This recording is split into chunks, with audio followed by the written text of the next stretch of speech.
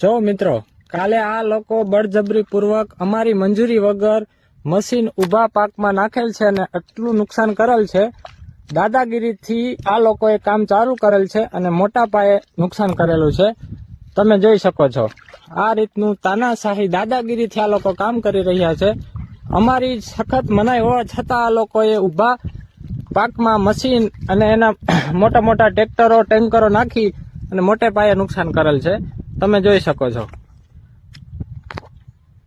આ તમે જોઈ શકો છો, આ અમારી આજીવિકા છે. આ લોકોએ આના ઉપર ઓલું કર્યું છે અને એ લોકો એમ કે છે કે આમાં કઈ તમારું નુકસાન થયું નથી, આમાં કઈ અમારું બચ્યું જ નથી.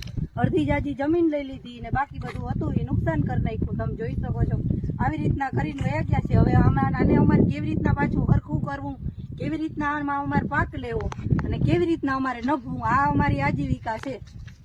કોઈ જે મદદ કરે એવું છે કોઈ દ્વારકા જિલ્લાના કોઈ અધિકારી કે કલેક્ટર કે જે ખેડૂતની ગરીબ ખેડૂતની આ વેદના સમજી શકે?